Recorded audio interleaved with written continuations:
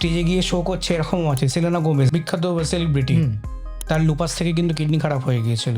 তার এক বন্ধুই তাকে কিডনি দান করেছে, এখনও সে পৃথিবী চষে বেড়াচ্ছে। আমরা নিজেরা কিডনিকে খারাপ করি উল্টো পাল্টা ওষুধ খেয়ে। এবার ভাগ্য যদি ভালো হয় সে অনেক বছর খেয়েও কিডনি খারাপ না হতে পারে, যদি খারাপ হলে একটা ওষুধ খেয়েও কিডনি খারাপ হয়ে যেতে পারে। লিভিং ডোনারের কথা বললেন, আবার ডিজিজ ডোনারের কথা বললেন, বিষয়টা কি? সাধারণ ভাষায় বলতে গেলে কি, একটা হলো মরণোত্তর দান, কিন্তু আমরা মরণোত্তর জন্য ওয়েট করি না, তার একটা ক্রাইটেরিয়া আছে। ব্রেন ডেড হয়ে গেলে আমরা জেনারেলি তাকে কিডনি মানে অর্গানগুলো আমরা ট্রান্সপ্লান্টের জন্য নিই। আর লিভিং ট্রান্সপ্লান্ট মানে একটি সুস্থ লোক এসে তার অঙ্গকে অন্য মানে তার সুস্থ অঙ্গকে অন্যকে ডোনেট করছে, সেটা হলো লিভিং ট্রান্সপ্লান্ট। কিন্তু মরণোত্তরের মধ্যে দুখানা ভাগ আছে। একটা হলো ডিসিডি মানে ডোনেশন আফটার কার্ডিয়াক ডেথ, একটা DBD donation after brain dead. আচ্ছা, সলিড অর্গান ট্রান্সপ্লান্টের মধ্যে ছখানি অর্গান জেনারেলি ট্রান্সপ্লান্ট হয়। Kidney transplant, heart, liver, lungs, pancreas এবং ইন্টেস্টিন। তো কিডনি যদি আমার খারাপ হয় তাহলে তো আমাকে ডায়ালিসিসে পৌঁছতে হবে। কিডনি খারাপ মানে ডায়ালিসিস সেটা নয়। তাহলে ট্রান্সপ্লান্টের কি ভূমিকা আছে এখানে? ডায়ালিসিসের লাইফ এক্সপেক্টেন্সি অ্যাভারেজ 7 বছর, বেশি হতেই পারে, কিন্তু ট্রান্সপ্লান্টের অ্যাভারেজ লাইফ এক্সপেক্টেন্সি 17 বছর। একজন কিডনি পেলেন, যেটা একটা ডিজিজ ডোনার থেকে পেলেন, একটা লাইভ ডোনার থেকে পেলেন, তো দুটোর কার্যকারিতা কি এক না আলাদা হয়? দুটো ইকুয়ালি কাজ করে, একটা হলো 90%, একটা 85%, অলমোস্ট সমান।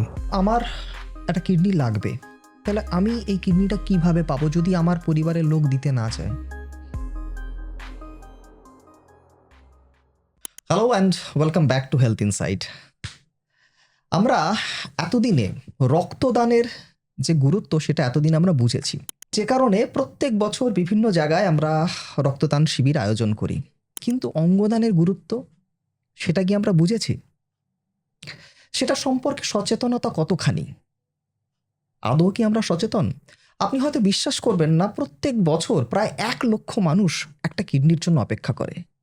হয়তো তিনি ওই কিডনিটি পেলে তার জীবন এবং তার পরিবারের জীবনটাই হয়তো পাল্টে যেতে পারে। আসুন আজকে অঙ্গদান নিয়ে কথা বলি। অঙ্গদান আপনি কেন করবেন এবং কিভাবে করবেন? আর এই সমগ্র আলোচনায় আমাদের সঙ্গে আছেন আমাদের শহরের বিশিষ্ট নেফ্রোলজিস্ট ডক্টর অভিনন্দন ব্যানার্জি। নমস্কার ডাক্তারবাবু। রক্তদান সম্পর্কে বা রক্তের যে গুরুত্ব সেটা নিয়ে আমরা মোটামুটি এখন অ্যাওয়্যার। বিভিন্ন জায়গায় বিভিন্ন সময়ে আমরা দেখি রক্তদান শিবির বসেন, কিন্তু আমাদের রাজ্য তো ছেড়ে দিন, আমাদের ভারতের কোথাও কি অঙ্গদানের শিবির কি বসে? এইটা নিয়ে কি কখনো অ্যাওয়ারনেস তৈরি হয়েছে? না, নিশ্চয়ই। মানে অঙ্গদান শিবির ব্যাপারটা, কারণ অঙ্গদান রক্তদানের মতো অত সহজ ইজি নয় জিনিস আমি নয়। বলতে চাইছি যে মানে অ্যাওয়ারনেস নিশ্চয়ই আমাদের অভাব তো আছেই, কারণ আমরা এতদিন দেখতে পাচ্ছি যে আমি আমার কলকাতার কথাই বলছি, অন্য রাজ্যের কথা তো পরে যাব, যে অঙ্গদান করতে গেলে লোককে যেভাবে মোটিভেট করতে লাগে, মানে নিজের লোকের না হলে কেউ বুঝবে না ব্যাপারটা। কারণ আমাদের এই জন্যই আমাদের যেটা বলে ডিসিজ ডোনার ট্রান্সপ্লান্ট, তার হার খুবই কম। গত বছর হয়েছে খালি 5টি ডিসিজ ডোনার ট্রান্সপ্লান্ট হয়েছে, তার থেকে আমরা 18টা অর্গান টোটাল পেয়েছি গত বছর। 2025-এর কথা বলছি। তার আগের বছর হয়েছে 14টি। মানে যেখানে আপনি নিজেই বললেন, যেখানে লোকে ওয়েট করে আছে প্রায় 1 লাখ কিডনির জন্য, সেখানে 5টা কিডনি দিয়ে মানে 5x2 মানে 10টা কিডনি দিয়ে কতটা সেটা ভরপাই করতে পারবো। সেই কারণেই আমাদের ইন্ডিয়াতে লাইভ ট্রান্সপ্লান্ট অনেক বেশি হয় যেন disease donor programme. Liver transplant মানে অন্য লোকে এসে কিডনি দিচ্ছে, কিন্তু তার মধ্যেও রিলেটেড ট্রান্সপ্লান্টের সংখ্যা কম্পারেটিভলি অনেক কম দেন আনরিলেটেড ট্রান্সপ্লান্ট। মানে বাড়ির লোকেরা নিজেরাই দিতে চান না।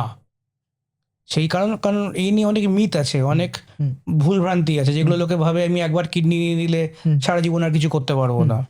ছোটবেলায় হয়তো সাহেব সিনেমা দেখেছে, আমি এটাই আমার মাথায় এসেছিল, ছোটবেলায় ফুটবল খেলা বন্ধ হয়ে গিয়েছিল, কিন্তু সেটা তো নয়। কিডনি ট্রান্সপ্লান্ট রিসিপিয়েন্ট ফুটবল খেলছে এরকমও আছে, স্টেজে গিয়ে শো করছে এরকমও আছে। সেলেনা গোমেজ, নাম শুনেছেন তো? সেলেনা গোমেজ বিখ্যাত সেলিব্রিটি, তার লুপাস থেকে কিন্তু কিডনি খারাপ হয়ে গিয়েছিল। তার এক বন্ধুই তাকে কিডনি দান করেছে, এখনও সে পৃথিবী চষে বেড়াচ্ছে। মানে যিনি বন্ধু দিয়েছেন তিনি সমস্ত শোতেও সঙ্গে থাকেন। তার মানে বলছি মানে কত খারাপ ব্যাপারটা নয়। আমি শুধু কিডনির কথা বলছি, বুঝতে পেরেছি। কিন্তু মানে ভগবান এই কারণেই 2টো কিডনি দিয়েছেন, যাতে একটা কিডনি চলে গেলেও একটা কিডনি নিয়ে সারা জীবন চালিয়ে যেতে পারে। হ্যাঁ, তাকে কিছু ফলো আপে থাকতে হবে, তার বেশি কিছু নয়। আচ্ছা, আপনি কিডনির কথা বললেন, আর কোন কোন ধরনের মানে অর্গানের প্রয়োজন পড়ে? সলিড অর্গান ট্রান্সপ্লান্ট আর টিস্যু ট্রান্সপ্লান্টেশন এই দুটোই হয় জেনারেলি ট্রান্সপ্লান্ট। সলিড অর্গান ট্রান্সপ্লান্টের মধ্যে ছখানি অর্গান জেনারেলি ট্রান্সপ্লান্ট হয়, যেমন ধরুন সবচেয়ে বেশিরভাগ হয় kidney transplant, heart, liver, lungs, pancreas এবং ইন্টেস্টিন এটা সলিড অর্গান ট্রান্সপ্লান্ট। আর টিস্যু ট্রান্সপ্লান্টের মধ্যে পড়ে জেনারেলি স্কিন, তারপরে আমাদের হার্টের ভালভ, বোনস, কর্নিয়া, এরা বলে টিস্যু ট্রান্সপ্লান্টের আন্ডারে পড়ে। এছাড়া কিছু রেয়ার ট্রান্সপ্লান্ট হয়, যেমন ইউটেরাস ট্রান্সপ্লান্ট হয়, হ্যান্ড ট্রান্সপ্লান্ট হয়, কিন্তু সেটা খুব একটা প্রচলিত নয়। এগুলো খুব রেয়ার ট্রান্সপ্লান্ট আর খুব স্পেসিফিক, খুব স্পেশালাইজ ট্রান্সপ্লান্ট। আচ্ছা, আপনি লিভিং ডোনারের কথা বললেন, আবার ডিজিজ ডোনারের কথা বললেন। আমাদের দর্শকদের যদি এটা একটু বিস্তারিত যদি বুঝিয়ে দেন যে বিষয়টা কি দুটোর ক্ষেত্রে। মানে সাধারণ ভাষায় বলতে গেলে কি, একটা হলো মরণোত্তর দান, কিন্তু আমরা মরণোত্তর জন্য ওয়েট করি না, তার একটা ক্রাইটেরিয়া আছে। ব্রেন ডেড হয়ে গেলে আমরা জেনারেলি তাকে কিডনি মানে অর্গানগুলো আমরা ট্রান্সপ্লান্টের জন্য নিই। আর লিভিং ট্রান্সপ্লান্ট মানে একটি সুস্থ লোক এসে তার অঙ্গকে মানে তার সুস্থ অঙ্গকে অন্যকে ডোনেট করছে, সেটা হলো লিভিং ট্রান্সপ্লান্ট। কিন্তু মরণোত্তরের মধ্যে দুখানা ভাগ আছে। একটা হলো ডিসিডি মানে ডোনেশন আফটার কার্ডিয়াক ডেথ, একটা DBD donation after brain dead. আচ্ছা, আমাদের কার্ডিয়াক ডেথ খুব উন্নত দেশে হয়, যেমন আমাদের স্পেন, পর্তুগাল, ওখানে ডিসিডি প্রোটোকল খুব স্ট্রং। আমার এখানে আমরা ধীরে ধীরে করার চেষ্টা করছি, কিন্তু মূলত আমাদের এখানে ডিবিডিটাই হয় after brain death. Brain death আর কোমা বিষয়টা কি একই নাকি একটু আলাদা? একদমই আলাদা, একদমই আলাদা। ব্রেন ডেড আর ডেথ প্রায় সমান আমরা ধরতে পারি। আচ্ছা আচ্ছা। কোমার মধ্যে কিছুটাও ব্রেন ফাংশন থাকে, যেখান থেকে আমরা ফিরে আসার চান্স থাকে। আচ্ছা, সেই কারণে কোমা এবং ব্রেন ডেডের মধ্যে আকাশ পাতাল তফাৎ। ব্রেন ডেড মানে আমরা বিভিন্ন পরীক্ষার মাধ্যমে যেটা স্থির করা হয়, নিউরোলজিস্ট মেনলি করেন, যে তারপরে ফিরে আসা মানে ইরিভার্সেবল ড্যামেজ ব্রেনের, আর ফিরবে না, মানে সে almost on the verge of death. আমরা সে সার্কুলেশনটাকে বজায় রেখেছি অঙ্গটিকে নেওয়ার জন্য। মানে যদি সেই সাপোর্টগুলোকে উইথড্র করে নেওয়া হয়, পেশেন্ট উইল ডাই। আচ্ছা, কিন্তু কোমাতে ব্রেন স্টেম রিফ্লেক্স থাকে, এখানে যেমন ব্রেন স্টেম রিফ্লেক্স থাকে না ইন কেস অফ এই ব্রেন ডেথ, কিন্তু কোমাতে ব্রেন স্টেম রিফ্লেক্স থাকে। ব্রেনের আরও অন্যান্য অর্গান মানে আরও অনেক পার্ট যেগুলো ফাংশন করে, যেগুলো আমরা ক্লিনিক্যালি বা টেস্টের মাধ্যমে প্রমাণ করতে পারি। তার মানে কি, কোমা থেকে সে জেগে উঠতে পারে ইন ফিউচার, কিন্তু যাকে ব্রেন ডেড ডিক্লেয়ার করা হয় তার জেগে ওঠার আর কোনো উপায় নেই। আচ্ছা, সেই জন্য কোমা থেকে আমরা অর্গান নিই না, কোমাকে আমরা চিকিৎসা করি। আচ্ছা, ব্রেন ডেড আমরা ডিক্লেয়ার করি। বুঝতে পেরেছি। আচ্ছা, আপনি সিকেটির কথা বললেন, যার জন্য একটা কিডনির প্রয়োজন হয় যাতে লাইফস্টাইলটা বেটার হয়, ওটা নিয়ে পরে আমরা আসবো। এছাড়া আর কোন কোন রোগ আছে বা সমস্যা হয় যা যেখানে একটা অর্গানের একদম অবশ্যম্ভাবী দরকার হয় আর কি? মানে আমি কিডনি দিয়ে আগে বলছি। এবার সিকেডিতে সবচেয়ে কমনেস্ট কারণ কি আমাদের মানে ইন্ডিয়া ও পৃথিবীতে ডায়াবেটিস, ফলোড বাই হাইপারটেনশন। এছাড়া আরো অন্যান্য রোগ হয়, যেমন বাচ্চাদের তো আর ডায়াবেটিস হাইপারটেনশন হয় না, তাহলে বাচ্চাদের কেন কিডনি ট্রান্সপ্লান্ট হচ্ছে বা কিডনি খারাপ হচ্ছে?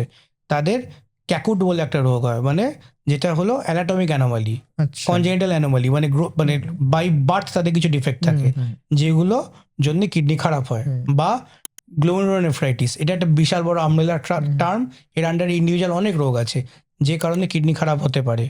এছাড়া কিছু জেনেটিক রোগ থাকে, যেমন পলিসিস্টিক কিডনি ডিজিজ, যেমন বাড়িতে পলিসিস্টিক কিডনি ডিজিজ অনেকেরই থাকে, ফ্যামিলিতে রান করে, কিডনিতে সিস্ট হয়ে গিয়ে কিডনি খারাপ হয়ে যায়।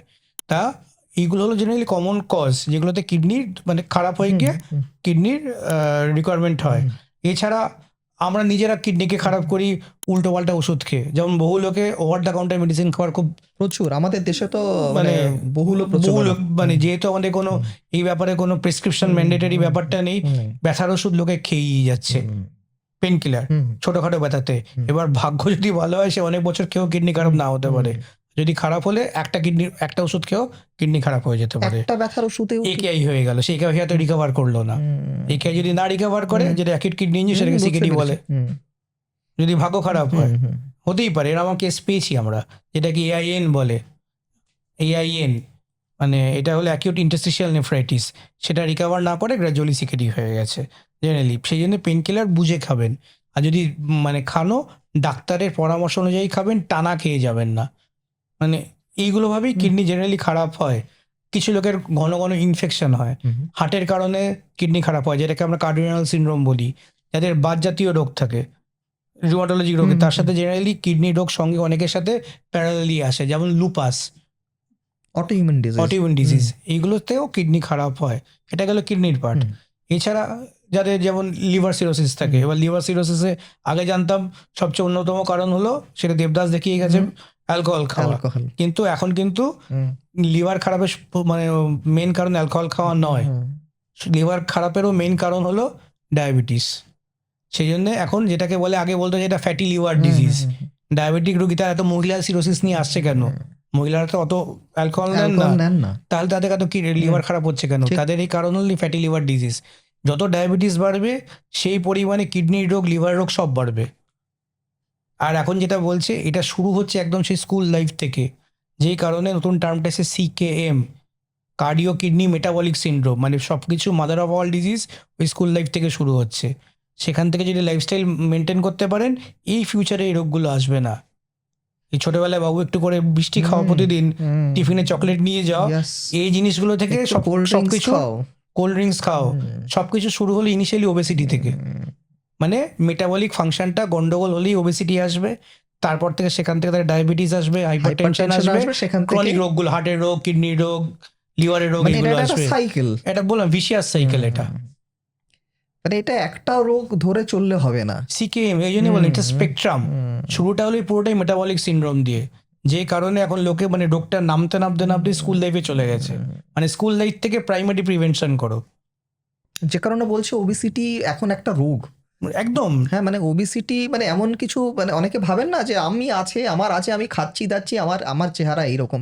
অ্যাকচুয়ালি না, একদম নয়। Obesity is the mother of all রোগ। এটা মানুষকে জানা দরকার, এবং জানাতেই আমরা এরকম ভিডিও করে এক্স্যাক্টলি। থাকি। সেই কারণেই খাওয়া দাওয়াগুলো খুব মানে গোড়া থেকে ইম্পর্টেন্ট জিনিস। মানে বুঝে মিষ্টি খান, ডেইলি ভাতের পাতে আমাকে একটা করে মিষ্টি খেতে হবে, এই জিনিসটা যেন অভ্যেস, মানে নিজের মানে বললাম তো, যদি মিষ্টি খান সেরকম করে খাটুন যাতে আপনার ওই যে এনার্জিটা আপনি ঢোকালেন সেটাকে আপনি খরচা করতে পারছেন। সারপ্লাস যে কোনো এনার্জি আলটিমেটলি ওবেসিটির দিকে নিয়ে যাবে। আর ওবেসিটি হলে আপনি যেটা বললেন, লং টার্মে এগুলো আসতে বাধ্য। ডায়াবেটিস, হাইপারটেনশন, তারপরে সিকেডি, হার্টের রোগ, লিভারের রোগ যা হয়। ডায়াবেটিস যেমন আমাদের মানে ডায়াবেটিসের রাজধানী যেমন ভারতবর্ষকে বলা হয়, বর্তমানে ক্রনিক কিডনি ডিজিজের রাজধানীও নাকি ভারতবর্ষ। এটা সত্যি? এটা সাইমালটেনিয়াসলি, কারণ diabetes is the most important cause of CKD. আমাদের ইন্ডিয়াতে এখন বললাম তো প্রায় 14 কোটি সিকেডি পেশেন্ট আছে, যে কোনো পৃথিবীর মধ্যে সবচেয়ে ম্যাক্সিমাম। আর এই নাম্বারটাও ফিউচারে আরও বাড়বে, কারণ এখনো আনডায়াগনোজ ডায়াবেটিসের সংখ্যা প্রচুর। প্রায় 30% লোকজন জানেন না তাদের নিজের ডায়াবেটিস আছে, এখনো তারা ঘুরে বেড়াচ্ছেন। শুধু তাই নয়, তাদের সিকেডি আছে তারাও সেটাও। এক্স্যাক্টলি। আমাদের কাছে জানি তো, মানে 20 বছর ধরে পেশেন্ট ডায়াবেটিস, কিন্তু একটা কোনো বেসিক কোনো কিডনি পরীক্ষা করেননি। একেবারে আমার কাছে নিয়ে আসছেন, ক্রিয়েটিন 5 নিয়ে এসে প্রথম দিন এসে হাজির হচ্ছেন। 20 বছর একবারও মনে হয়নি ক্রিয়েটিনটা দেখিন। এখন তো আপনাদের মানে এই অ্যাওয়ারনেস করছেন, সবাই জানে ডায়াবেটিস থেকে 2 জনের মধ্যে একজনের কিডনি খারাপ হয়, মেনলি টাইপ 2 ডায়াবেটিসে 2 জনের মধ্যে একজনের কিডনি খারাপ হয়। আর এটা ডিউরেশনের উপর ডিপেন্ডেন্ট। আর ইন্ডিয়ার সবচেয়ে মানে দুর্ভাগ্য বলুন, ইন্ডিয়াতে ইয়াং ডায়াবেটিসের সংখ্যা প্রচুর। ডায়াবেটিস আমরা কি জানতাম বয়সকালের, কিন্তু ইন্ডিয়ার এটাই হলো প্রবলেম। ইন্ডিয়াতে ইয়াং ডায়াবেটিস সংখ্যা খুব, মানে এশিয়ান, মানে আমাদের সাউথ এশিয়াতেই, এই জেনেটিক্যালি হোক, মানে এনভায়রনমেন্টের কারণে হোক, পলিউশনের কারণে হোক, লাইফস্টাইলের কারণে হোক, যে কোনো কারণেই হোক, ইয়াং ডায়াবেটিসের সংখ্যা প্রচুর। আর যত আগে ডায়াবেটিস বাঁধাবেন তত আপনার কিডনি খারাপ হওয়ার চান্স থাকবে। তো কিডনি যদি আমার খারাপ হয় তাহলে তো আমাকে ডায়ালিসিসে পৌঁছতে হবে, সে এন্ড স্টেজে গেলে। তাহলে ট্রান্সপ্লান্টের কি ভূমিকা আছে এখানে? এটাই, মানে আমরা যখন এন্ড স্টেজ রেনাল ডিজিজে পৌঁছি, কারণ কিডনির খারাপের স্টেজ আছে, সেই স্টেজ দিয়ে আমরা জেনারেলি যাই, CKD 1 থেকে CKD 5 অব্দি যাই। মানে কিডনি খারাপ মানে ডায়ালিসিস সেটা নয়, মানে সেটাকে আপনি লম্বা করে প্রলং করতে পারেন যাতে ডায়ালিসিস দেরি করে যেতে পারেন। তার জন্য তখন ডায়েট, লাইফস্টাইল, ওষুধপত্র আছে। কিন্তু ESRD-তে পৌঁছে গেলে, ESRD মানে যেখানে গেলে আর মানে পেশেন্টের কোনো মানে যে সিমটমগুলো অ্যারাইজ করে, যেগুলো হয় খেতে পারে না, ইউরিন কমে যায়, ফুলে ওঠে, ঝিমিয়ে পড়ে, সেটা সিকেডি জেনারেলি GFR 15 তলায় গেলে এটা হয় জেনারেলি। তখন আমরা তাদের দুটো অপশানই দিই, আইদার ডায়ালিসিস করো বা ট্রান্সপ্লান্ট করো। এবার আমাদের কাছে যেটা বলে, মানে আমাদের প্রসেনজিৎ দার ভাষায়, ডাল ভাত আর বিরিয়ানি। আগে হলো ডায়ালিসিসটা হলো ডাল ভাত, মানে তারপরে হলো ট্রান্সপ্লান্টটা হলো বিরিয়ানি। কিন্তু মানে আগে বাঁচতে গেলে যেটা আগে ইনিশিয়ালি করতে লাগবে সেটা হলো ডায়ালিসিস। ডায়ালিসিস। কিন্তু অনেক সময় যেটা আমরা করি, অনেক পেশেন্টকে আমরা অপশন দিই যে আপনি ডায়ালিসিস তো যাচ্ছেন, একটা প্রিএমটিভ ট্রান্সপ্লান্ট বলে ব্যাপার আছে, প্রিএমটিভ ট্রান্সপ্লান্ট, ডায়ালিসিস করার আগেই ট্রান্সপ্লান্ট। বিশেষ করে বাচ্চাদের জন্য এটা খুব গুরুত্বপূর্ণ জিনিস। আচ্ছা। মানে প্রিএমটিভ ট্রান্সপ্লান্টের রেজাল্ট সবচেয়ে ভালো হয়। ধরুন আপনার ক্রেটিন 6-7 পৌঁছেছে, কিন্তু এখনো ডায়ালিসিস শুরু করার মতো সিমটাও আসেনি, আপনি কিন্তু ট্রান্সফার করে নিতে পারেন। আচ্ছা। যদি আপনার বাড়িতে কেউ আপনার মানে কোনো বন্ধু বান্ধব বাবা মা যদি ডোনার থাকে, আপনি প্রিএমটিভ ট্রান্সপ্লান্ট করে নিতে পারেন। এটাকে বলে হলো প্রিএমটিভ ট্রান্সপ্লান্ট। কিন্তু না হলে ইএসআরটি, কারণ আপনি আজ না কাল তো ডায়ালিসিস যাবেনই, সেটাকে বেকার ওই অবধি যাবেন কেন, তার আগেই ট্রান্সপ্লান্ট করে নিলেন। কারণ ট্রান্সপ্লান্ট আর ডায়ালিসিসের মধ্যে দুটো তফাৎ আছে। কারণ ডায়ালিসিস কি একটি মেশিন আসছে যেখানে আপনার বডির ব্লাডকে পিউরিফাই করে সেটাকে ফেরত পাঠানো হচ্ছে, সেটা কিডনির কিছুটা কাজ করে দিচ্ছে, কিন্তু সেটা তো কিডনি নয়। না, একদমই নয়। সেটা তো কিডনি নয়। সেই কারণে ফুল কিডনি ফাংশন কিন্তু ডায়ালিসিস দিয়ে হয় না। যেগুলো ফুল সাপোর্ট যেটা পেতে পারে, হ্যাঁ আপনি বেঁচে আছেন, আপনি কাজকর্ম করছেন, কিন্তু it comes with many restrictions. আপনি খাওয়া দাওয়া নর্মাল করতে পারবেন না, জল খাওয়ার একটা লিমিটেশন থাকবে, আপনার বাধ্যবাধকতা থাকবে যে সপ্তাহে 2 বা 3 বার করে গিয়ে 4 ঘন্টা করে ডায়ালিসিস নেওয়ার। ট্রান্সপ্লান্ট ডায়ালিসিস নিজের কমপ্লিকেশন আছে, অনেক ওষুধপত্র চলে। সেই তার থেকে একটা ফুল কিডনি যদি কারোর বসে যায়, obviously that is much better.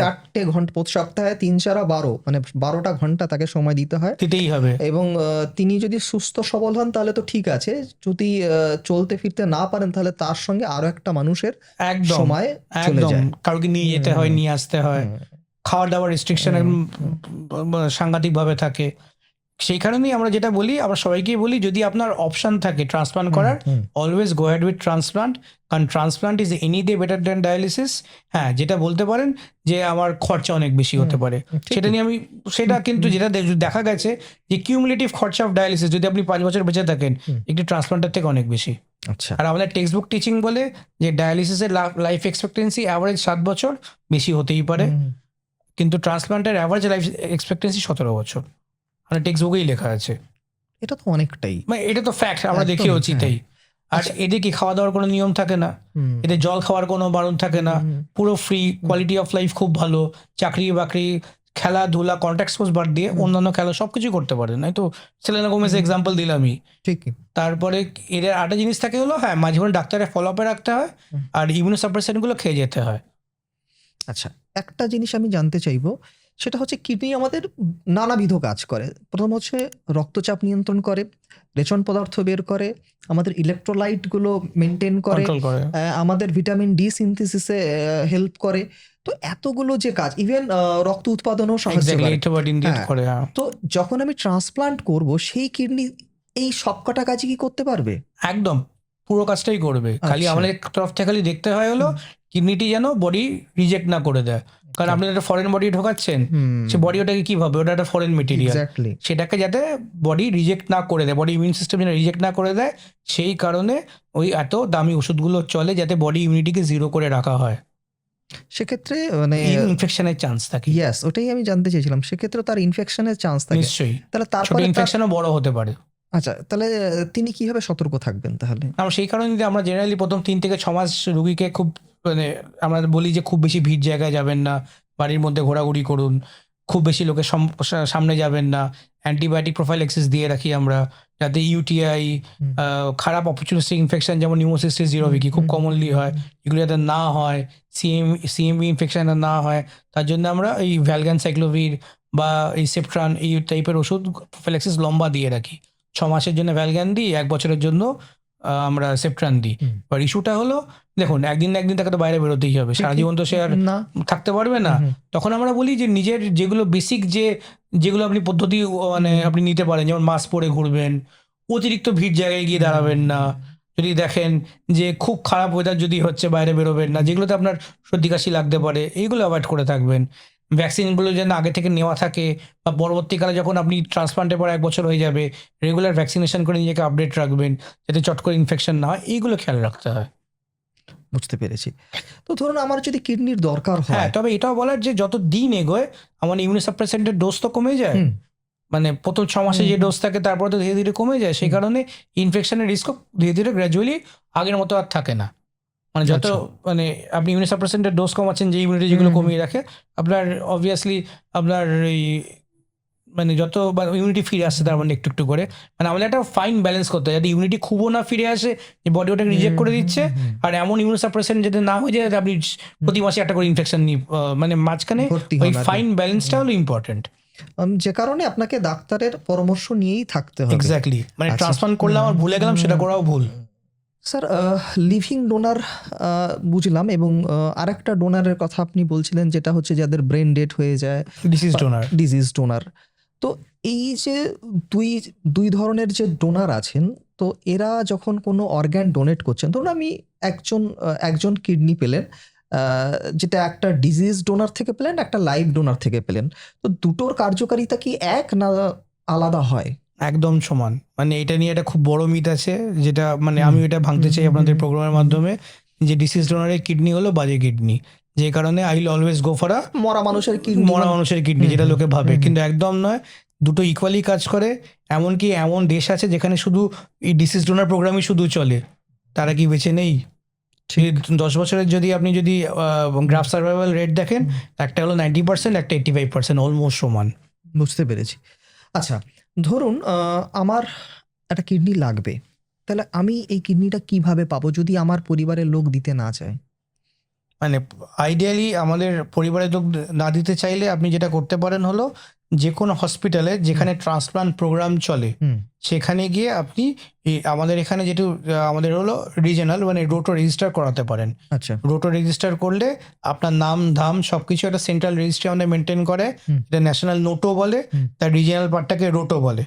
তাই রোটোতে আপনার নাম উঠে যায়, ঠিক আছে। তারপরে যদি কোনো জায়গাতে যদি কোনো এরকম যদি ডিসিজ ডোনার ট্রান্সপ্লান্ট হয়, সেখানে যদি আপনার ব্লাড গ্রুপ ম্যাচ যদি আপনি থাকেন, আপনাকে একটা আইডিয়ালি একটা পয়েন্ট স্কোর সিস্টেম আছে।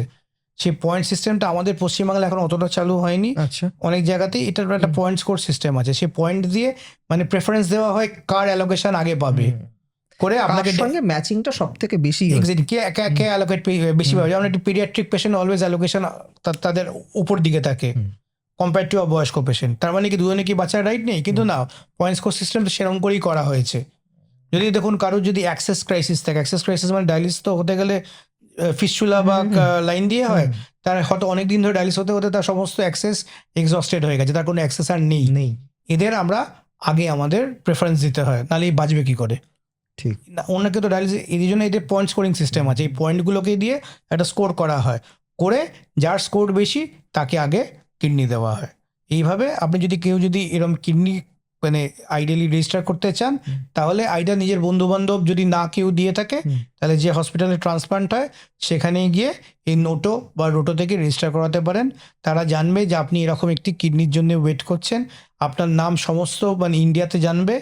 যখন কোনো এরকম যদি কিডনি জেনারেটেড হয়, মানে কোনো অঙ্গদানের মারফত, আর যদি কোনো যদি ডোনার যদি মানে কোনো রেসিপিয়েন্ট যদি না থাকে which is matching with that kidney, তাহলে আপনাকে ডেকে আপনাকে কিডনি দিয়ে দেওয়া হবে। আচ্ছা, এবার আমি যদি আমি মানে মৃত্যুর পর যদি আমি কিডনি দিতে চাই, তাহলে আমি কি করব? মানে নিশ্চয়ই এখন তো আমাদের তো এটা তো নোটো বারবার বলছে যে নোটো চাইলে কি নোটো বা রোটো দুটোরই আলাদা ওয়েবসাইট আছে।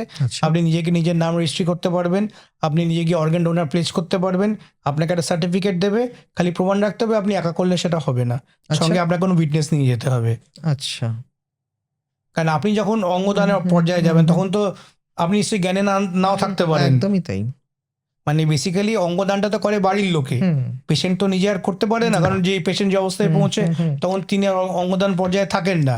বাড়ির লোকে তার এই উইশকে সম্মান জানানোর জন্য সেই জন্য বাড়ির লোককে জানতে লাগে, বাড়ির লোককে না জানিয়ে সেই জন্য আপনি নিজেকে রেজিস্টার করাতে পারেন না অ্যাজ আ অর্গান ডোনার। আচ্ছা, এটা লুকিয়ে হয় না। বুঝতে পেরেছি। মানে এটা অনেকের ধারণা আছে যে আমি একা গিয়ে করে দিয়ে আসবো, বাড়ির লোক কেউ জানবে না, করে কোনো তো লাভ নেই, হবে না, কেউ করতেও দেবে না আপনাকে।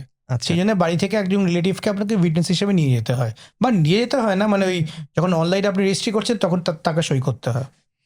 আচ্ছা, এই যে ধরুন যে লোকটার কিডনির দরকার তিনি রেজিস্টার করেছেন, এবং তার এই কিডনি পাওয়ার অ্যাভারেজ টাইমটা, মানে অ্যাভারেজ টাইম পিরিয়ডটা কতটা হতে পারে? এটা আসলে এটা কোনো পার্টিকুলার কোনো মানে আমাদের পশ্চিমবাংলায় খুবই কম, মানে খুবই মানে পুয়ার কম্পারেটিভলি।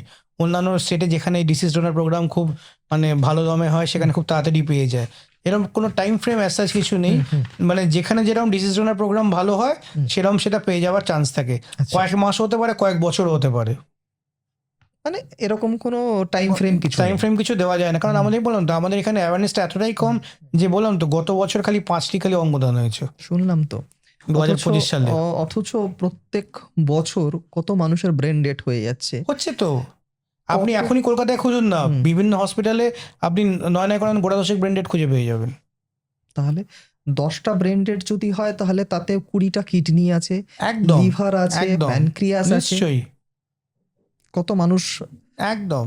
বেঁচে যায়। যেই কারণেই তো বললাম স্পেনের মতো জায়গায় কি হয় যেটা বলছিলাম আমি, যেখানে হলো ওখানে হলো opt out system. Opt out system মানে হলো যদি কোনো সরকারি হসপিটালে যদি কোনো রুগী যদি এরকম ব্রেন ডেডের পর্যায়ে পৌঁছয়, তার বডির ওপরে সরকারের হলো পুরো অধিকার। সরকারকে আপনি অঙ্গদান করতে চান না কেন সেটা আপনাকে বলতে হবে, তারপরে আপনি তাহলে ওনাকে মানে সৎকার করতে নিয়ে যেতে পারবেন। এটা হওয়া উচিত, কারণ যদি নাহলে আমাদের এত বড় দেশের এই অসম্ভব, মানে মেলাতে পারবেন না, অসম্ভব। আমি তো বলছি ট্রান্সপ্লান্ট হয়েছে 20,000, ট্রান্সপ্লান্ট ওয়েটিং লিস্ট আছে, আপনি নিজে বলছেন 1 লাখ।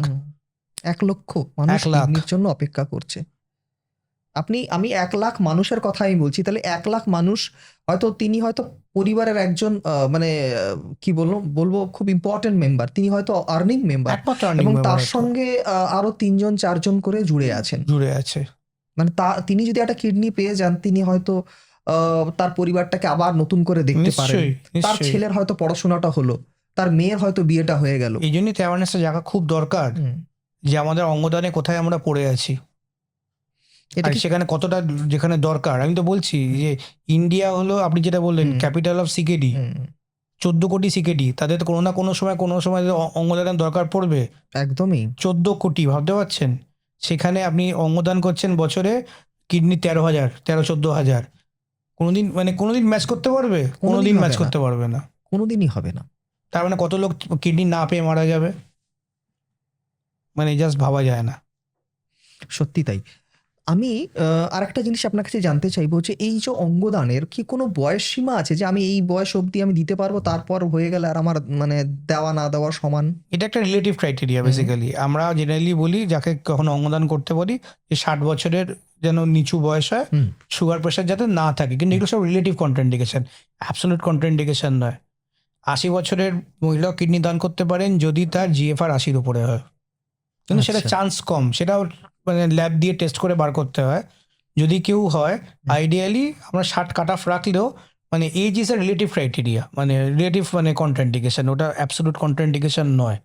যদি কারোর কিডনি ঠিকঠাক কাজ করে, তার যদি অন্যান্য কোনো কোমরবিড রোগ না থাকে, তার যদি GFR দিব্যি যদি 80-র উপরে হয়, কেন নেব না তার কিডনি? মহিলাদের কিডনি কি বেশি সুরক্ষিত পুরুষদের তুলনায়? মানে এটা একটা ব্যাপার আছে, মানে বলে যে মানে জেনারেলি মহিলাদের হরমোনাল একটা ইনফ্লুয়েন্স থাকে, তো সেটা কেটে যায় হলো আফটার পিরিয়ড। আচ্ছা, মানে মেনোপজের পরে মহিলার পুরুষ সমান।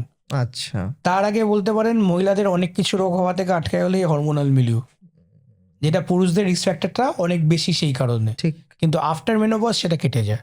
আরেকটা প্রশ্নের উত্তর আপনার কাছে জানতে চাইবো, যিনি কিডনিটা পেলেন, তাহলে আগের দুটো কিডনি কি থাকবে নাকি সেই দুটোকে? এটা খুব মানে বড় কোয়েশ্চেন, মানে বড় একটা মানে মিথ।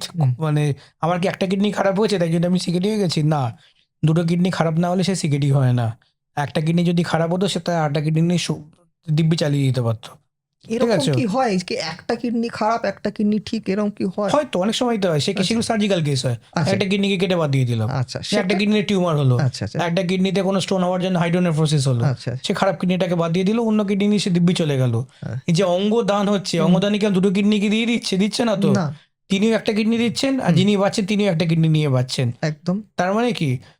তার মানে আগে দুটো কিডনি থেকে যাচ্ছে, সেই দুটো কিডনি কিন্তু বাদ দিয়ে দিচ্ছি না, মানে বডিতে টোটাল 3টে কিডনি হলো। আচ্ছা, এবার কখন আমরা ওই কিডনিগুলোকে বাদ দিই?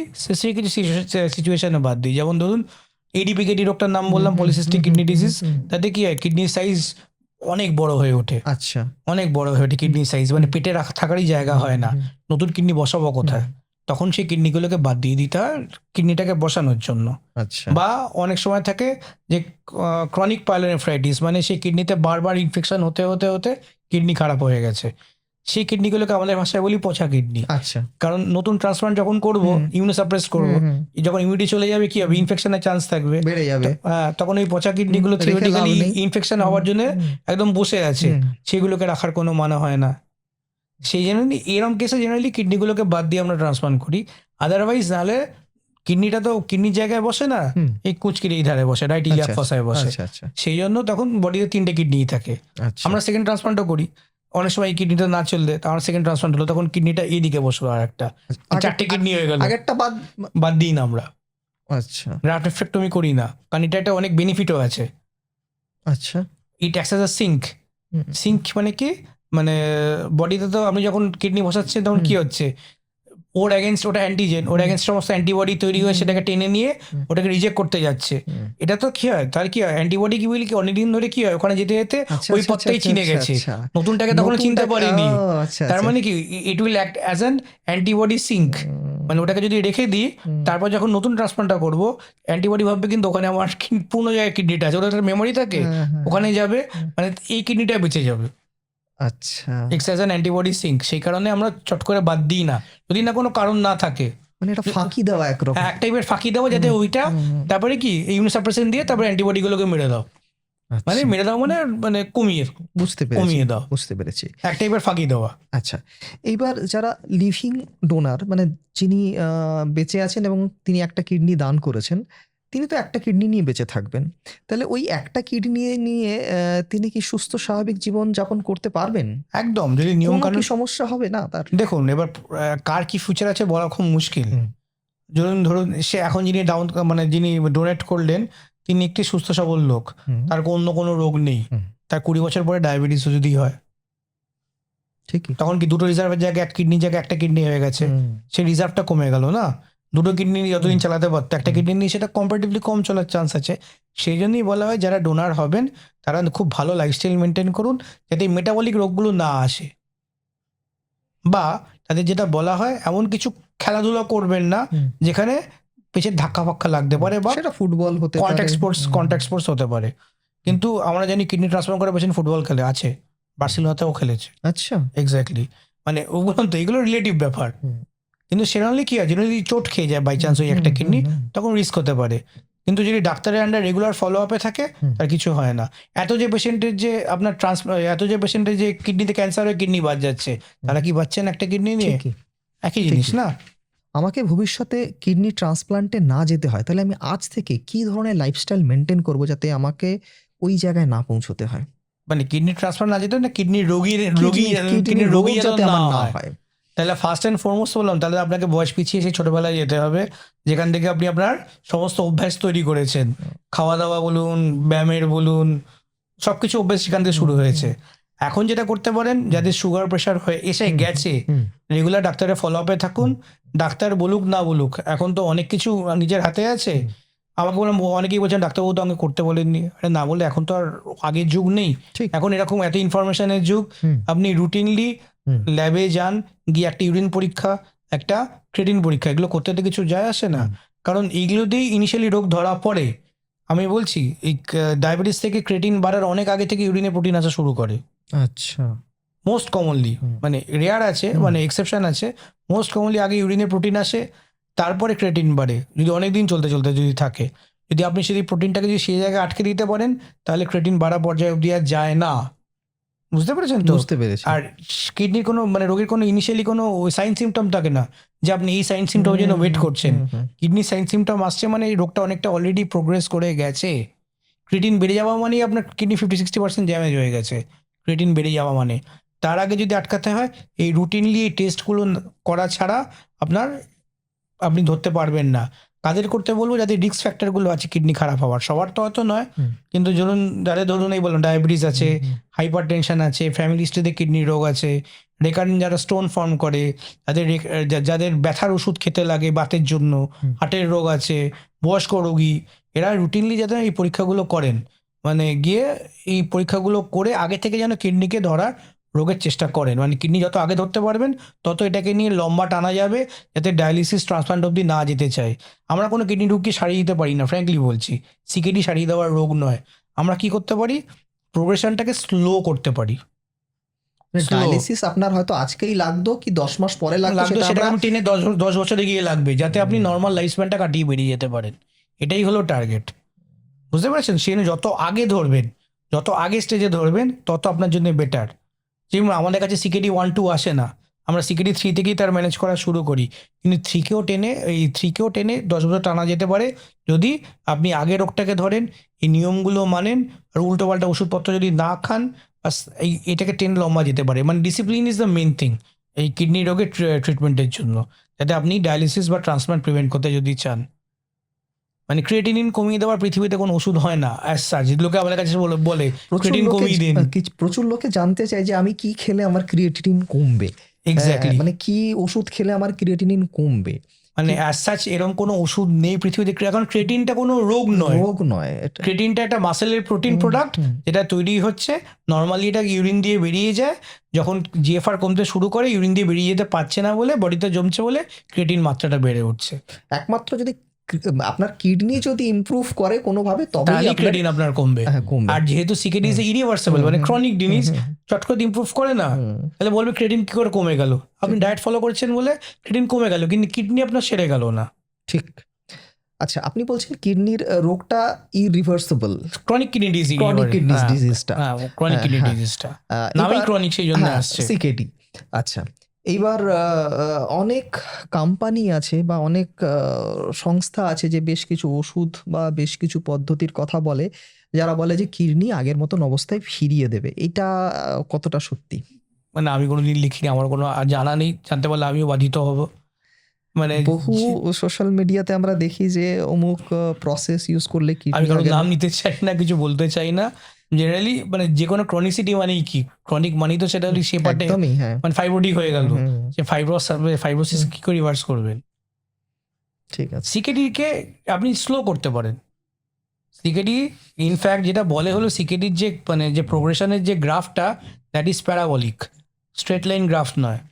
প্যারাবলিক মানে কি, যত আপনি ওপর দিকে উঠছেন আপনার স্লোপ তত বাড়ছে। মানে ক্রিয়েটিনিন 1 থেকে 2 হতে যা টাইম নেবে, 4 থেকে 5 হতে সে টাইম নেবে না, অনেক র্যাপিড হবে। না, আমি এই কথাটা আমি আপনাকে এই কারণে জিজ্ঞাসা করলাম যে বহু মানুষকে আমি চিনি যারা নেট থেকে বা বিভিন্ন জায়গা থেকে প্রচুর ওষুধ কিনে আনেন, এবং যেগুলো প্রচুর দামি ওষুধ, সেই ওষুধগুলো আপনি ডাক্তারবাবুর সাথে কথা বলুন, আপনার ডাক্তারবাবু নেফ্রোলজি যেরকম পরামর্শ দেবেন সেটাকে ফলো করবেন। অ্যাজ সাচ ক্রিয়েটিনিন কমিয়ে দেওয়ার পৃথিবীতে কোনো আমরা ওষুধ জানি না, ফ্র্যাঙ্কলি বলে দিলাম। তো এইটা আপনাকে আপনার জিজ্ঞাসা কমতে করা পারে যদি আপনি ঠিক করে লাইফস্টাইল মেনটেন করেন, খাওয়া ঠিক করেন, তাতে নিশ্চয়ই কিছু তার কিন্তু সুফল কোনো আছে। ওষুধ নেই যে ওষুধটা আপনার ক্রিয়েটিনিন আমরা কমিয়ে দেবে। যেটা করতে পারে আপনার শরীরে প্রোটিন ঢোকা কমাতে পারে, যেটা আমরা করি, কিন্তু সেই ডায়েট আমরা কাউকে দিতে পারি না। যেমন দেখবেন এখন অফলেট যে এসে মানে কিটো অ্যানালগ বলে, কিটো অ্যানালগ বলে ওষুধ লোকে খায়, তার জন্য যে প্রোটিন খেতে হয় that is very low, 0.6 gram per KG, কেউই খেতে পারবে না অত লো প্রোটিন। আচ্ছা, প্রোটিনের কথা আপনি বললেন, এই সময় অনেকে প্রোটিন খাওয়া বন্ধ করে দেয়, এটা কি ঠিক? একদম ঠিক না, একদম ঠিক না, এটা আরো বাজে। মানে শরীর মানে মানে কি বলি, আপনাদের যে প্রোটিন হলো আমাদের মাসেলের মেইন বিল্ডিং ব্লক। হ্যাঁ, যদি মাসেলই না থাকে তাহলে তো ক্রিয়েটিন কোনো তৈরিই হবে না। আপনার মনে হবে যে আপনার ক্রিয়েটিন বাড়ছে না, তার মানে কি রোগ আটকে আছে? রোগ তো নয়। আপনি দেখবেন 3-4 ক্রিয়েটিনে সিমটোম্যাটিক হয়ে যাবেন, বুঝতে পেরেছেন তো? মানে আপনার 3 ক্রিয়েটিন হলো অন্য লোকে 10 ক্রিয়েটিনের সমান। শরীর যদি মাসেল না থাকে, ক্রিয়েটিন তো তৈরিই হবে না, ঠিকই তৈরিই হবে না। আপনি হামাগুড়ি দিয়ে ডায়ালিসিস যাবেন, আর ডায়ালিসিস টানতেও পারবেন না, কারণ ডায়ালিসিস যেটা হয় হলো is a reverse paradox. Reverse paradox মানে যত বেশি যে মোটা, মানে মোটা বলতে নেই, যত বেশি যার স্বাস্থ্য ভালো সে তত বেশি ডায়ালিসিস টানতে পারবে। কারণ এটা কি ইনডাইরেক্টলি কি বোঝায়, বা আপনি ম্যালনারিশড, যে যত ম্যালনারিশড সে ডায়ালিসিস টানতেই পারে না, কারণ dialysis itself is a catabolic process, আরও মাসেল ভাঙে। আচ্ছা, সেই জন্য আমরা প্রোটিন রিস্ট্রিক্ট করি, নন ডায়ালিসিস পেশেন্টের জন্য খেতে বারণ করি না। আমাদের যে গাইডলাইন আছে 0.8 গ্রাম পার কেজি, 0.8 গ্রাম পার কেজি সবার জন্যই, যেটা বলা হয় যে অ্যানিমাল প্রোটিনটাকে চেঞ্জ করে প্লান্ট প্রোটিনে কনভার্ট করো, যেটা আজকালকার বলা হয়, আগে বলতো না। এখন ইদানিং এটা কনসেপ্ট এসে গেছে যে অ্যানিমাল প্রোটিনগুলোকে প্লান্ট প্রোটিন দিয়ে রিস্ট্রিক্ট করো, মানে মানে কনভার্ট করো। আচ্ছা, কিন্তু প্রোটিন খাও, কিন্তু প্রোটিন খেতেই হবে। প্রোটিন খাও, প্রোটিন না খেলে বললাম তো হামাগুড়ি দিয়ে ডায়ালিসিস যাওয়ার কোনো মানে হয় না। আপনি প্রোটিন না খেয়ে আপনি হয়তো ডায়ালিসিসটাকে 10 বছর আটকে রাখার চেষ্টা করলেন, ক্রিয়েটিনটা বাড়লো না বলে, কিন্তু আপনি ডায়ালিসিস শুরু করলেন, অত সমস্যাটা আনতে পারলেন তো আপনি মারা গেলেন। হেলদি বডি ডায়ালিসিসকে অনেক লম্বা টানতে পারে। না, আপনার যাই হোক না কেন আপনার ফুড হ্যাবিটটা হেলদিই থাকতে হবে। একদম, সেটা যত আগে থেকে শুরু করতে পারেন তত ভালো, কারণ সব রোগের শুরু হচ্ছে সেই ছোটবেলা থেকে। আচ্ছা, এবার আরো একটা প্রশ্ন স্যার, সেটা হচ্ছে ধরুন আমার ডায়াবেটিস আছে এবং মানে হাইপার টেনশনও আছে, তো এই অবস্থায় কি আমি আমার অর্গান ডোনেট করতে পারবো? মানে এটার কিছু মানে গাইডলাইন আছে। যদি বলে কোনো টার্গেট অর্গান ড্যামেজ না থাকে, টার্গেট অর্গান ড্যামেজ না থাকে, টার্গেট অর্গান ড্যামেজের মধ্যে আমরা কীভাবে দেখি, হার্ট দেখি, চোখের রেটিনা দেখি, এইগুলো যদি ড্যামেজ না থাকে, আর যদি আপনি 2-এর ওপর যদি প্রেশার ওষুধ না খান, আচ্ছা 2-এর উপরে যদি আমি প্রেশার ওষুধ না খান, আপনার যদি টার্গেট অর্গান ড্যামেজ না থাকে, আর ডায়াবেটিস থাকলেও যদি আপনার প্রোটিন ইউরিয়া না থাকে, প্রোটিন ইউরিয়াটা কাট অফ আছে, যদি না থাকে 300 কম, তাহলে আইডিয়ালি আপনি দিতে পারেন। বাট এটা এক্সটেন্ডেড ক্রাইটেরিয়া ডোনারের মধ্যে পড়ে, মানে আচ্ছা এক্সটেন্ডেড ডোনারের মধ্যে পড়ে এগুলো প্রাইমারি ডোনারের মধ্যে। জেনারেলি আমরা এগুলোকে অ্যাভয়েড করার চেষ্টা করি, কারণ এদের ফিউচারে নিজেদেরই কিডনি রোগ আসতে পারে, তাই না? সেই জন্য তাদের আগে থেকে একটা কিডনি, কিন্তু যদি কারো কেউ না থাকে, এগুলো এক্সটেন্ডেড ডোনারের মধ্যে ফেলে আমরা ট্রান্সপ্লান্ট করে দিই। আচ্ছা স্যার, অনুষ্ঠানের প্রায় শেষের দিকে কিছু ছোটোখাটো প্রশ্ন আপনাকে জিজ্ঞাসা করব, সেটা মিথ না ফ্যাক্ট সেটা আপনি বলবেন। কিছু প্রশ্নের উত্তর আপনি অলরেডি দিয়ে দিয়েছেন, তারপরও আমি এটাকে রিপিট করব। যেমন প্রথম মিথ না ফ্যাক্ট আপনি বলবেন যে মানুষ একটা কিডনি নিয়েও হেলদি লাইফ লিড করতে পারে। ফ্যাক্ট। ফ্যাক্ট। বলছে brain death is same as coma. একদম মিথ, যেটা আপনি বলেছেন আপনি। আচ্ছা, বলছে যে যারা রিচ পিপল তারা নাকি আগে অর্গান পেয়ে যায়, এটা কি ঠিক? মানে এটা একদম বড় মিথ, কারণ এটা নিয়মই হলো এই, বললাম তো, আমি জানি না, আমি মন্ত্রী শান্তির কথা বলছি না, বাট জেনারেলি যে আমাদের অর্গান যে অ্যালোকেশন সিস্টেম আছে সেটা পুরো পয়েন্ট বেস সিস্টেম, তাতে সবাইকে ইকুয়ালি পয়েন্ট দেওয়া হয়, মানে টাকা থাকলে এক্সট্রা পয়েন্ট পাবে এরকম কোনো ব্যাপার নেই। একজন ডোনার অসংখ্য মানুষের জীবন বাঁচাতে পারেন। একদম 100%, অনেক লোকের মুখে হাসি ফোটাতে পারেন। বলছে যে কেউ অর্গান ডোনেট করতে পারে তার বাড়িতে না জানিয়ে। এটা একদম মানে মিথ, মানে বাড়ি না জানিয়ে কেউ আপনি অর্গান ডোনেট করতেই পারবেন না, বাড়ির লোক আপনাকে জানতেই হবে, কারণ এছাড়া আপনার কেউ অর্গান নেবেও না। সে আপনি লাইভ করুন বা ডিসিস্ট করুন, কোনো গার্জেন ছাড়া লাইভ ডোনেশন হয় না, নাম্বার 1 সে গার্জেন। আর নাম্বার 2 হলো বলে ডিসিস ডোনেট করতে গেলে তো বাড়ির লোকের সম্পত্তি ছাড়া দিতেই পারবে না। ঠিকই। আর যদি আপনি আগে প্লেস করেন, বললাম তো, উইটনেসকে নিয়ে গিয়ে সই করাতে হয়, সে উইটনেস শুড বি ইয়োর কেউ ফ্যামিলি রিলেটিভ, কোনো বন্ধু বান্ধব নয়। বুঝতে পেরেছি স্যার। আমাদের হাসপাতালগুলিতে আপনি যেটা বললেন, বহু ব্রেন ডেড পেশেন্ট, যাদেরকে পুড়িয়ে ফেলা হয়, যাদেরকে মাটির তলায় দিয়ে দেওয়া হয়, যাদের অর্গানগুলো হয়তো একটা ফ্যামিলি পেলে তাদের ফ্যামিলিটা বেঁচে যেত, কিন্তু সেটা সম্ভব হচ্ছে না। আপনার কাছ থেকে আমরা শুনতে চাইব যে সেই ফ্যামিলিগুলোকে আপনার কাছ থেকে আমি জানতে চাইব যে এটাকে আমরা কিভাবে ইমপ্রুভ করতে পারি, এবং সেই ফ্যামিলিগুলোর উদ্দেশ্যে আপনার কি বলার থাকবে? মানে একদমই, মানে অঙ্গদানের মতো মহৎদান তো আর কিছু হয় না। এক্স্যাক্টলি। মানে এটা সেন্স অফ একটা খুব সুন্দর একটা মানে মানে মনে একটা আনন্দ দেয় যে আমার জন্য এত লোকে বেঁচে আছে। সেটাকে হ্যাঁ নিশ্চয়ই এটা বড়াই করার জিনিস নয়, মানে যেটা করছেন সে ছোটবেলায় আমরা যখন স্কুলে পড়তাম একটা ঐশ্বর্য রায়ের অ্যাড দিত, মনে আছে? দুটো চোখ দেখিয়ে বলতো যে আপনি আপনার কর্নিয়া দান করুন, আপনি মরার পরেও আপনি আপনার দেখতে থাকবেন। একই জিনিস, আপনি মরেও যদি বেঁচে থাকতে যান, ভালো কাজ করে যেমন বেঁচে থাকা যায়, অঙ্গদান করেও মরে যাওয়ার পরে বেঁচে থাকা যায়। মানে এটা যদি লোকে যদি বুঝতে পারে, তাহলে পৃথিবীতে কোনো অর্গানের কোনোদিন ডার্থ হবে না, যে আপনি মরেও বেঁচে থাকছেন, মারা যাওয়ার পরেও লোকে আপনার কথা বলবে, আপনাকে মনে রাখবে। এটা যদি করতে চান, ভালো কাজ করে যখন করতে পারেন, এছাড়াই অঙ্গদান ছাড়া আর কোনো উপায় নেই। অঙ্গদানের থেকে বোধহয় মহৎদান আর কিছু নেই, পৃথিবীতে, আর কিছু নেই, এর পৃথিবীতে কিচ্ছু নেই, মানে এর থেকে বড় দান কিছু নেই। ঠিক সেই জন্যই অঙ্গদানের মতো মহৎদান কিচ্ছু নেই। আপনি যে এতগুলো ফ্যামিলিকে বাঁচিয়ে দিয়ে যাবে, যাদের মুখে হাসি ফোটাতে পারবেন, সেটাই মানে মানে আপনার কি বলবো, যদি পরজন্ম বলে কিছু থাকে, আপনি সেটার পুণ্যফল নেক্সট জন্মে নিয়ে যাবেন। ঠিক। অঙ্গদান সম্পর্কে মোটামুটি আজকে একটা আমরা ধারণা দেওয়ার চেষ্টা করলাম। এরপরও যদি আপনাদের কোনো প্রশ্ন থাকে বা জিজ্ঞাসা থাকে, আপনারা কমেন্ট বক্সে লিখে জানাতে পারেন। হেলথ অ্যাওয়ারনেস নিয়ে তো আমরা বহুদিন ধরে কাজ করছি। আজকে অঙ্গদান সম্পর্কে একটা অনুষ্ঠান করলাম। আমাদের এই অনুষ্ঠানটি দেখে যদি একজনও যদি এগিয়ে আসেন, তাহলে বুঝবো আমাদের এই আজকের এই অনুষ্ঠানটি একটি সার্থক অনুষ্ঠান হয়েছে। আজ এ পর্যন্তই, আবার দেখা হবে অন্য কোনো দিন অন্য কোনো এপিসোডে। নমস্কার ডাক্তারবাবু, নমস্কার, এত ধন্যবাদ। সুন্দর একটা অনুষ্ঠান আমাদের উপহার দেওয়ার জন্য আপনাকে অসংখ্য ধন্যবাদ। ধন্যবাদ। এটা নিয়ে বলতে পারো আমিও খুব গর্বিত মনে করছি। সামনেই আমাদের অঙ্গদান দিবস আসছে 13 তারিখে। প্রতি বছরই কিছু না কিছু করা হয়, বাট অ্যাওয়ারনেস এখনো ঠিক সেরকম করে জাগছে না। আপনারা যদি এই খবরটা সবার মধ্যে ছড়াতে পারেন, লোকে যাতে আরো বেশি করে এগিয়ে আসে, তাহলেই এটার মানে আসল কাজ একদমই তাই। হবে। এবং আমি সবাইকে রিকোয়েস্ট করব এই এপিসোডটি আপনারা প্রত্যেকে শেয়ার করুন। নমস্কার।